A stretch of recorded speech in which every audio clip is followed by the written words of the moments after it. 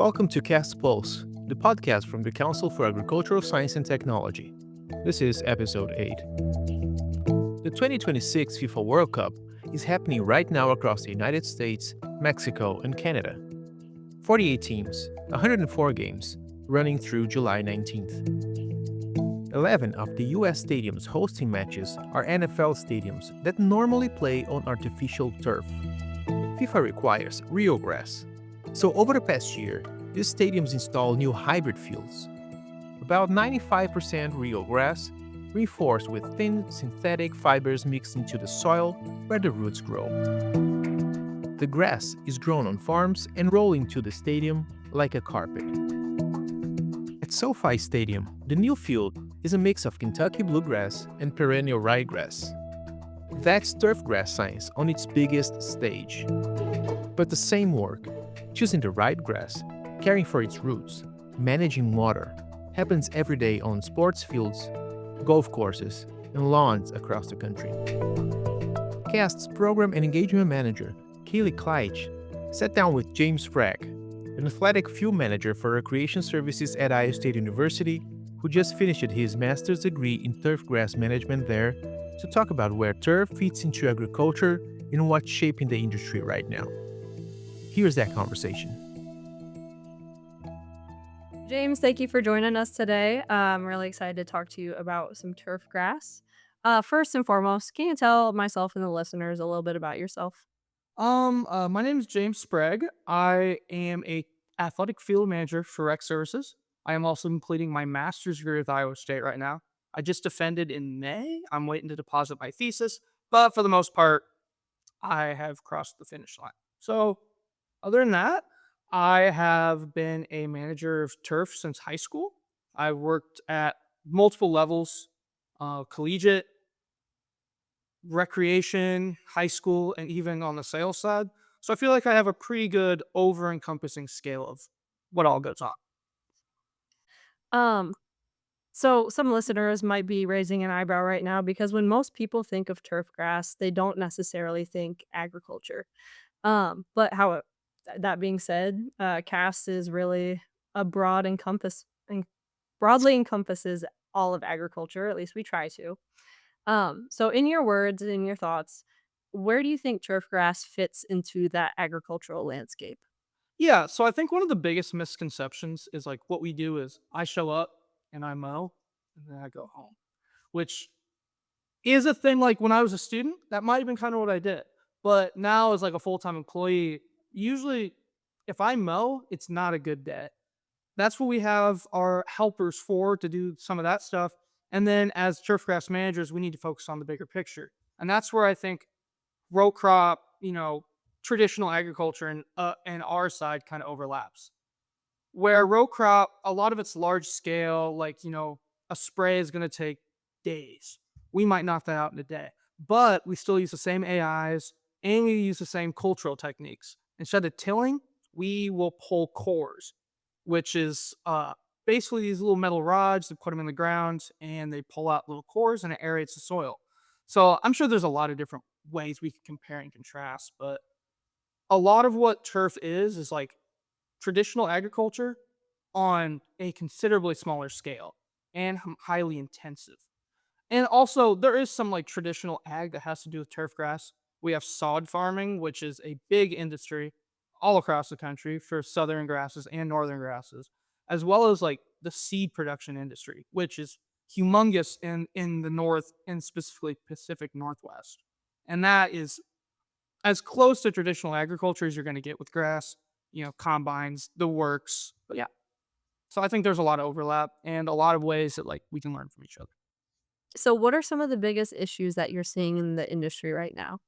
I think one of the biggest issues we are facing with it mounting, getting bigger, is water use restrictions. And to the local Iowa audience, this is something we've seen in the news with Des Moines last year and this year. Last year, we saw a total water ban on lawn irrigation as a result of nitrate levels in the river, which, from my understanding, wasn't necessarily a water deficiency, but rather there were too high nitrates in the river to pull too much out of it to clean. So they need to preserve their nitrate-free water, and that's the irrigation from city water is how they determine that. But even in the West, where salinity levels are high and drought conditions are a yearly occurrence, coming into the Midwest with the nitrate levels, we need to find ways to take our grass and make it as water efficient as possible. The days of us never irrigating water aren't going to happen. And at least that I foresee. When I'm 100 years old and we figure out the water free grass, I'll eat my words. But as of right now, there are precautions we can take, both species selection, agronomics, and chemically treating our water that or our grasses we can take to accommodate for this. We can use wetting agents, which are just generally speaking soaps that can cause our soils to hold more water, which benefits the grass. The water usage is less. We get to utilize more what we have. We can also pick more drought tolerant cultivars. Everybody wants the golf course green in their lawn with their creeping bank grass. That's used a lot of water. So if we bring in like a tall fescue, for example, in the Iowa region, we can really depend on less water because these tall fescues are drought tolerant, or about as drought tolerant as we're going to get for cool season grasses. And lastly, just utilizing proper agronomic techniques. One of the big things we're hammered on, and I like to preach to some of the homeowners, is you don't need to cut your grass too low. If we mow our grass at 3.5, 4 inches, our root system will match that. But if we scalp it, we're going to bring our roots in. So if we maximize our root depth, we can, be more efficient with our water use. Instead of just using that first 2 inches, we can use 46 inches of our water profile in the soil. I hope that There answered the question. is there any other issues that you wanna address while we're on the call or while we're recording? I mean, like any industry, we have a whole range of issues, and many issues stem from the big issue of water. Without water comes stress, comes this, comes that. At least for me in the sports turf industry, one of the biggest things we worry about is compaction from play. And to relieve that compaction, we will perform aeration, which earlier I discussed the poking of holes in the soil to break it up. But one of the big drivers to recover from that is water. By pushing water on the grass, we can push it to grow and fill in. But with those water restrictions, it kind of impacts our ability to recover. Last summer when we had record rainfall amounts, it wasn't an issue. We didn't run irrigation. We had more water than we wanted. But, I don't know if it's going to be the case this summer, but if we get another drought, we all come into focus of can we do these things? And the safety comes into impact. And water drives the system. I guess that's Got it. a take home message. Um, so all of that being said, with water being really at the core of so many different considerations in turf grass, how do you think it's really affecting you as somebody who works in the industry and for others, agriculturalists, people in the system who deal with turf grass every day? I think it's forcing us to be smarter with what we do. It would be great to just, flip on the irrigation and not think about it, and it just runs, and that's what it does. But if we want to make the issue less of an issue or try to solve the issue, that's not how we can think. So it's pushing us to try to be more innovative, more sustainable, more proactive, which, is a good thing. I'm not trying to sound negative. It's something that will come time, new managers, new education. But I do think it's pushing us to be more sustainable as an industry and just overall be better stewards of the land. Building off of that, and you touched on this point a little bit while talking about the issues in general. How do you think they affect the average person? Whether it's taking care of their own lawns or visiting their local parks. Somebody who's not actively involved in the turfgrass industry. I think it impacts them greatly. I mean, you have the obvious, Joe down the street wants his lawn to look pristine and now he can't water. And it it'll push him to come to different avenues, such as raising the height of cut, like we discussed earlier. But I think even more importantly, it impacts anybody who wants to do outdoor recreation. Our parks, our football fields, our soccer fields, any recreation fields are bound to use irrigation somewhere in that system. So if we don't have the ability to provide safe surfaces for them to have recreation on, we run the risk of A, injury, or B, closing of the facility to prevent said liabilities, which, benefits nobody. So I think it really impacts the users just as much as the managers. We have to adapt, but the users are the ones that truly feel the effect. Um, Talking a little bit more about, the users and the everyday, like you said, the Joe down the street. What factors do you think are most important when we talk about long-term turf health? What are some common mistakes that you see homeowners making that can cause even bigger issues later? I think one of the biggest issues is not understanding the scope of what a lawn should be. While the golf course greens are nice, everybody wants the golf course. That's just not feasible for a healthy lawn. I think when we raise our height of cut, choose better cultivars, better species than, greens height bent grass, we can really push that sustainability factor and also just relieve the wallet of the guy maintaining his lawn, guy or girl maintaining his lawn. I mean, the amount of money it takes to maintain a green is it's scary. It's a lot. But at a lawn care level, it doesn't take much to create a good surface. Nitrogen drives the system, and at a certain point, if we dial in our fertility, it solves a lot of the other issues. A lot of what we see out of weed pressure and control can be nullified by a good fertility program. If we promote the lawn to outcompete and be at its best, a lot of these issues will never come to focus. But that does lead into, if we do need to take chemical options, being smart and doing our research and really calculating in our rates. We don't want to just go out, glug, glug, glug of whatever we found off the shelf and just go to town. And while we can't expect any homeowners to just, off rip, just like, I need this, I need that, I need that. But there are many resources out there, the internet, but also our extension specialists for the county, Iowa State, or any state will have some recommendations for you. I think that's one like trap people fall into. It's just like not reading the label. Because I know one example, Roundup. Roundup for lawns, every bottle has Roundup on it because that's the brand. Everybody thinks, oh, it's Roundup. But the Roundup for broadleaves doesn't have much, doesn't have any or little amounts of Roundup in it. So reading the labels and understanding what you're applying is very vital. But that comes back our fertility if we dial that in, and that's also an extension question. Or there are many lawn care operators that are skilled in it, just can really dial it in. And it all comes together. That's the long-winded answer.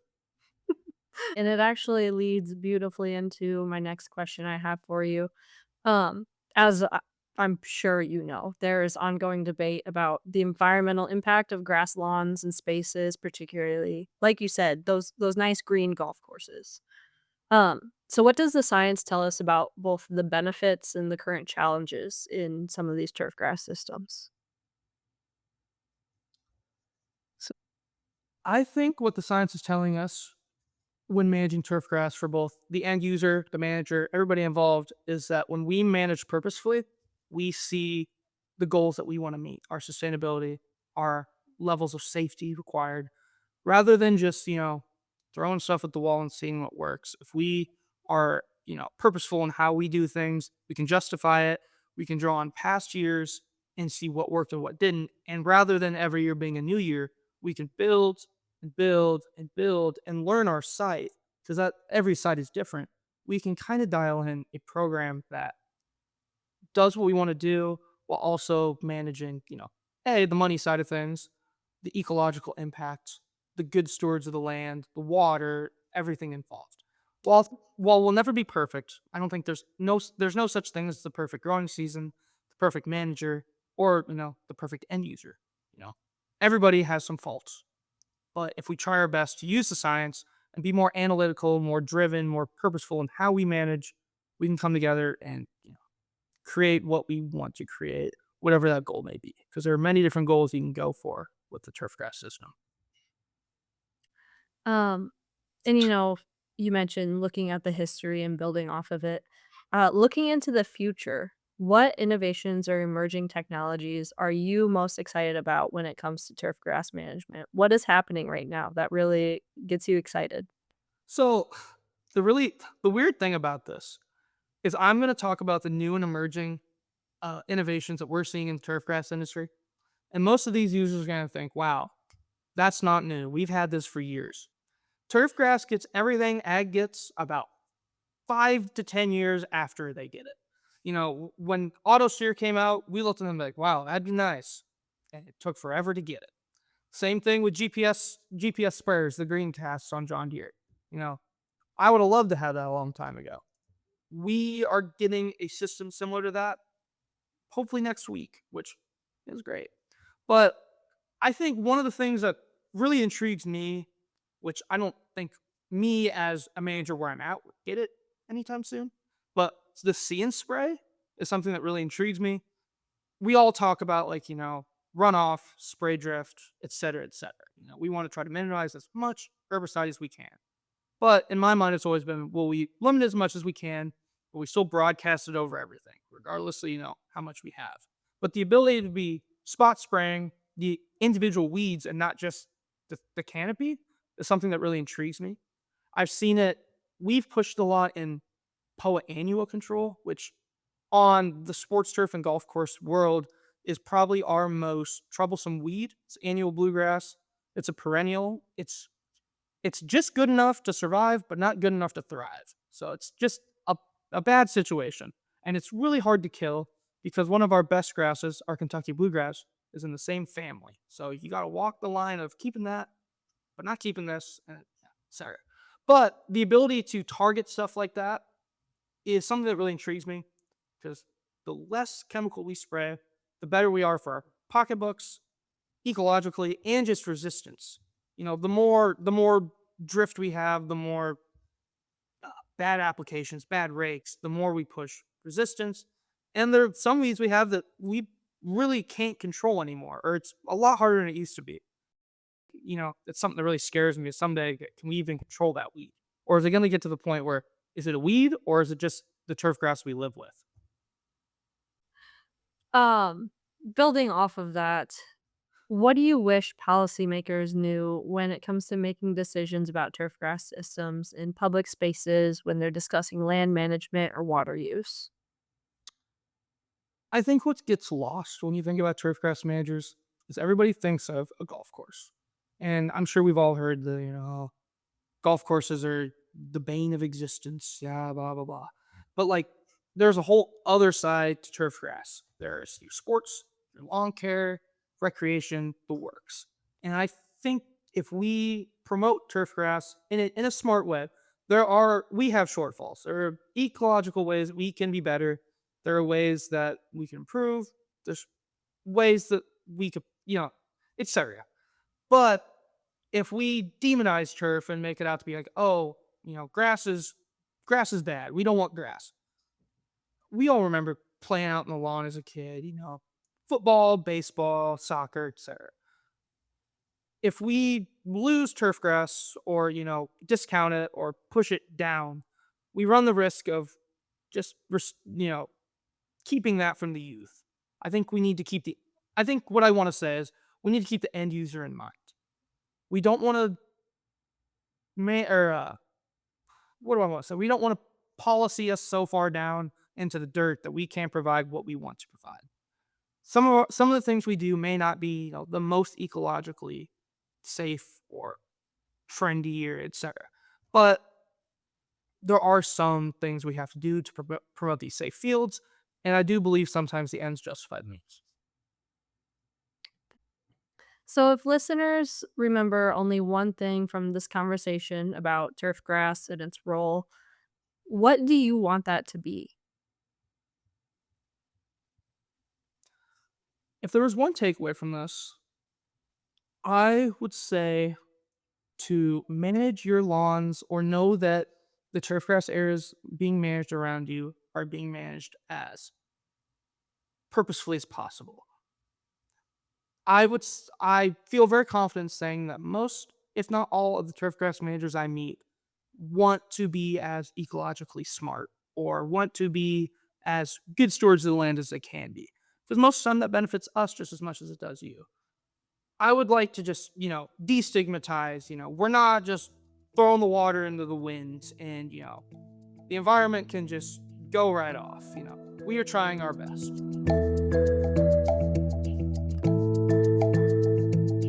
That was James Sprague, athletic field manager for recreation services at Iowa State University, talking with CAST's Kaylee Kleitsch, programs and engagement manager.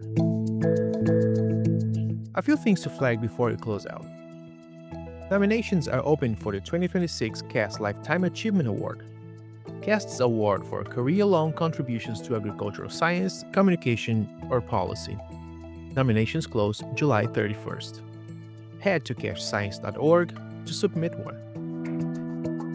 Applications are open for the 2026 CAST Science Communication Scholarship, a $1,000 award for a CAST student member, undergraduate or graduate, who can translate complex agricultural topics into clear, accurate messaging.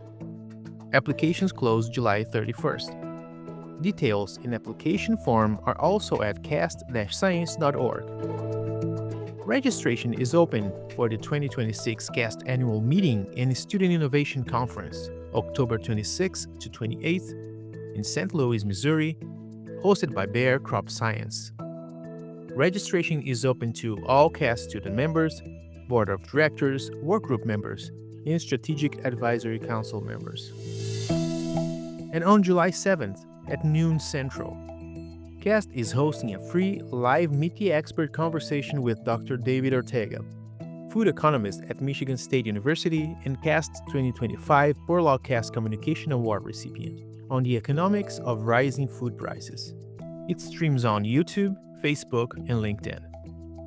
Head to cast-science.org for the link and find CAST on all social platforms at CAST Ag Science. That's episode 8 of CAST Pulse. CAST Pulse is produced by the Council for Agricultural Science and Technology. See you next time.